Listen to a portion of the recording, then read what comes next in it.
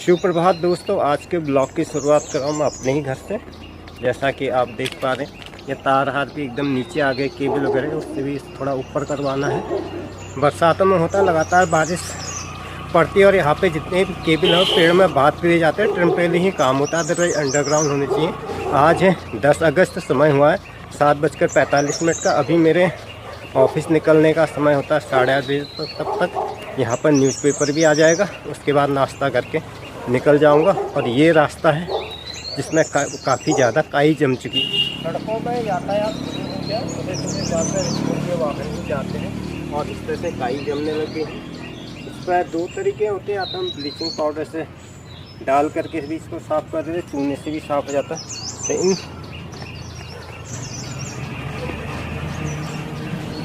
ये जैसा कि आप देख पा रहे हैं, स्कूल बसों का संचालन शुरू हो चुका है। सारी इस समय जितनी भी बसें मिलेंगी आपको स्कूल की बसें ही मिलेंगी। यह सुबह सड़क का व्यू। और मैं बस न्यूज़पेपर लेने जाऊँ तो अखबार आ गया। अखबार लेकर मैं अपने घर की तरफ आ रहा हूँ। और साथ में जहाँ तक मैं समझता हूँ आपको इस वीडियो के बैकग्राउंड में पक्षियों के बोलने का काउंटर भी सुनाई देगा, इसलिए मैंने म्यूजिक हटाया भी नहीं। अच्छा लगता है सवेरे के टाइम में पक्षियों की आवाज़ आ गया। बस अखबार लेके घर को जा रहा हूँ, फिर खाना खा पी के निकलता हूँ।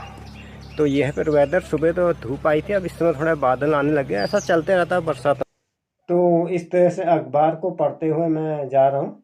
थोड़ा सा मुझे भी पता चल जाता है कि दुनियादारी में क्या घट रहा है। न्यूज़पेपर की सवेरे पढ़ने का एक अलग ही मज़ा होता है। और संसार के आप कहीं भी हिस्से में रहे, अब तो अखबार एक महत्वपूर्ण आवश्यकता हो जाता है। बिना और अखबार और चाय के सवेरे की पूर्णता का आभास नहीं होता। हालांकि डिजिटल माध्यम में भी समाचार पत्र उपलब्ध रहता है, लेकिन उसमें इतनी लोकल न्यूज़ नहीं आ पाती। इसमें छोटी छोटी बातें भी मिल जाती हैं।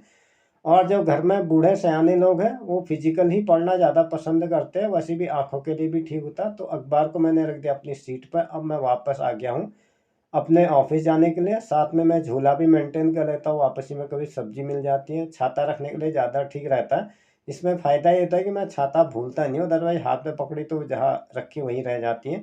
इस तरह से मैंने झोले में डाल दिए छाता। आना पड़ेगा, अगर कोई वाहन मिल जाता तो चूना ले आऊँगा, अदरवाइज 1 किलो ब्लीचिंग पाउडर आ जाता है। ज़्यादा तो कैरी किया भी नहीं जा सकता क्योंकि ये केमिकल कंपाउंड होते हैं, तो इसलिए इसमें थोड़ा रिस्क भी होता है। देखते हुए कितना काम हो जाता है। अभी निकलते हैं धीरे धीरे।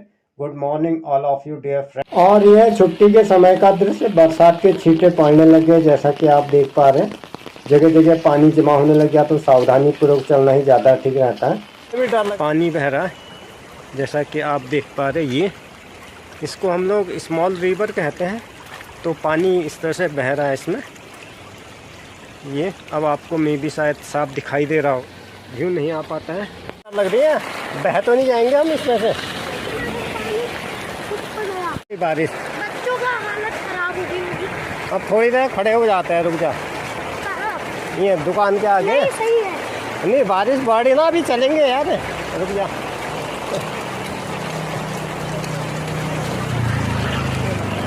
यहाँ पे आ जा, थोड़ी देर आ जा, फिर चलते हैं। ये बाबा अपना बस्ता सीधा कर लें। कितनी बढ़ गई बारिश। हाँ, चेक कर ले पानी। This is the daily life style scheduled. Student था बेचारा, काफ़ी वेट कर रहा था, फिर मैं अपने ही साथ लाया, इसको घर तक छोड़ दिया था। अदरवाइज वेट करने में भी काफ़ी देर हो जाती है। बरसात तेज़ होती है तो किसी भी पेरेंट्स का मौके पे पहुंचना थोड़ा ही मुश्किल होता है। तो अब मैंने इसको अपने उसी घर पे पास से ऑफ कर दिया, दुकान के पास। इसके बाद मैं अपने रोज़ के ही रास्ते पे चला जाता हूँ। और समय की अगर बात करूँ, समय में भी शायद 2 से 2:30 के बीच में हुआ होगा कि मैंने मोबाइल को देखा नहीं है। अनुमान के आधार पर यही टाइम होता है सभी के स्कूल की छुट्टियों का। Dear friends, it is afternoon as far as I think after 2 o'clock की तरफ को आ रहा हूँ। यहाँ पर वेट कर लेता हूँ, यहाँ से कैब वाला आ जाता है तो उसकी कैब मुझे मिल जाती है, तब तक इंतजार कर लेता हूँ। तो ये कैब के अंदर से बाहर का नज़ारा धुंधला धुंधला सा दिखाई दे। शायद ये कैब वाले का वाइपर भी इतना अच्छा, wiper is not functioning right now as far as I think, that's why it is not clear. बाहर का एकदम क्लियर विजिबिलिटी बने रहनी चाहिए, अन्यथा दुर्घटना की भी आशंका रहती है। पता नहीं ये लोग मेंटेन क्यों नहीं करते हैं। तो इसी क्रम में आगे बढ़ते हुए मैं अपने घर की तरफ। अब मैं आ गया हूँ घर, और ये मेरे हाथ में जो ब्लीचिंग पाउडर है, इसको मैं इस फर्श में डालूँगा। एकदम ब्लैक ब्लैक सा हो गया तो फिसलने की भी संभावना रहती है। तो इसको डालता हूँ और थोड़ा सा फिसलन कम हो जाए तो अच्छा ही। ये ब्लीचिंग पाउडर का पैकेट है, इस वजह से 1-1 किलो के पैकेट में आता है। क्योंकि केमिकल कंपाउंड है इसलिए इसको डालते समय मैं जो कपड़े पहनता हूँ वो भी थोड़े अनफॉर्मल ही होते हैं। फिलहाल एक तो हमारा बाउंड्री का एरिया, कवर्ड सरफेस एरिया इतना ज़्यादा हो जाता है कि इसमें थोड़े से तो फर्क पड़ता भी नहीं। रास्ता तो अति आवश्यक है, रोज़ के आने जाने का है। इसके अलावा गाय के बैठने की जगह, वहाँ पर भी कीड़े मकोड़े जाते हैं, मेंढक वगैरह भी आ जाते हैं क्योंकि ज़मीन से सटा हुआ है, एरिया भी कुछ हमारा है। तो जितना भी पॉसिबल हो सकता है सभी मैं थोड़ा थोड़ा डालूंगा, जो बचा रहेगा। कल धूप आ जाती है तो अभी तो थोड़ा गीला होता है, रिएक्शन भी देर से करेगा। बाकी कल मैं डाल लूँगा, कल भी छुट्टी है तो थोड़ा छुट्टी का भी यूटिलाइज हो जाता है। और bleaching powder is more better than चूना, क्योंकि चूने में थोड़ा सा उतना अच्छा काम नहीं करता है। ब्लीचिंग पाउडर जो है ब्लीच भी करता है और इससे कीड़े मकोड़े भी नहीं आते, जो गनेल कैचुए वगैरह हैं या मेंढक वगैरह है उसको भी ये हटाता है। साथ में थोड़ा बहुत इसको आप पानी में भी डाल सकते हैं, इसकी मात्रा, कि पानी को भी साफ करता है। बस ध्यान रहेगा एक्वेरियम में आप नहीं डाल सकते कि इससे मछलियाँ मर जाती। इसके अलावा अगर आपने पालतू कोई जानवर पाल रखे हैं तो उनके लिए थोड़ा सा नुकसान देता है, इंसान को भी नुकसान देता है। दांत वगैरह इससे कमज़ोर होते हैं या हड्डी कमज़ोर होती है, लेकिन इतना ज़्यादा इंसानों पर फर्क नहीं पड़ता। फिर भी आप न्यून मात्रा में डाल सकते हैं। मे भी अगर आपके घर में टैंक है तो 1 चाय के चम्मच से आप डाल सकते हैं। मैं भी खुद ऐसा ही करता हूँ, हमारे भी 1-2 टैंक है। एक सीमेंट वाला टैंक है, थोड़ा उस पर डाल दूंगा, और एक ऊपर वाला टैंक है जहाँ से हमारा मेन पानी आता है, उस पर डाल दूंगा। इस तरह से पहले मैंने रास्ते का पूरा कर लिया। अब मैं अपने ऊपर वाले एरिए पे आता हूँ जहाँ हम गाय वगैरह बांधते, इस तरह से ब्लैक ब्लैक से हो जाता है जिसमें पाँव एकदम फिसलता है, तो यहाँ पर तो अति आवश्यक हो जाता है। जैसे ये दूर से तो उतना विजिबल नहीं होता, बैक कैमरे में एकदम दिखाई देता है, और ये जो ब्लैक है इसी पर पाँव ज़्यादा फिसलता है, तो इस पर डालना अति आवश्यक हो जाता है। इस पर मैं डाल देता हूँ। और इसके बाद इसको डालने के लिए जहाँ पर गाय वगैरह बैठती है लगातार पानी बहते रहता है, ऐसी जगहों पे भी ज़्यादातर मच्छर वगैरह हो जाते हैं, तो मच्छरों को भगाने के लिए भी काम आता है। इसके अलावा दरवाजे जैसा कि आप देख रहे हैं, इनमें सांप वाप वगैरह ना घुसे, एंट्रेंस में भी इसको डाल देता हूँ। यहाँ पर काई जमने लग गई, जहाँ पर थोड़ा सा छत का एरिया कम हो जाता है, जितनी ब्लैक ब्लैक वाली जगह है सभी जगह इसको डाल देता हूँ। अब मैं आ जाता हूँ यहाँ पर जहाँ पर हम गाय के बांधने का खूंटा है। फिलहाल हमने गाय को अभी अंदर बांधा हुआ है, तो इसमें भी ब्लीचिंग पाउडर डालता हूँ। इसके बाद एक जगह बच्चा के बैठने की जगह है, तो यहाँ पर भी डाल देता हूँ, क्योंकि यहाँ पर मच्छर वगैरह भी हो जाते हैं और यहीं से सांप वगैरह के आने की भी संभावना रहती है, क्योंकि डालते हुए and this is the full and final output as I am showing to you. अब मैंने डाल दिया है, कपड़े बदल दिए, तो यहाँ पे पानी टंकी के पास में भी डाला हुआ है, वो इस तरीके से सीढ़ी के उसमें भी डाल दिया। अब थोड़ा ऊपर की डिग्गी वगैरह में डालना है, जहाँ से हम लोग के टॉयलेट का पानी सप्लाई होता है। ये हमारा रास्ता है, तो यहाँ से मैं ऊपर आ जाता हूँ। जहाँ पर भी काई जमती है तो यहाँ पर भी पूरे छत का पानी इकट्ठा हो जाता है। अब मैं आता हूँ टंकी पे।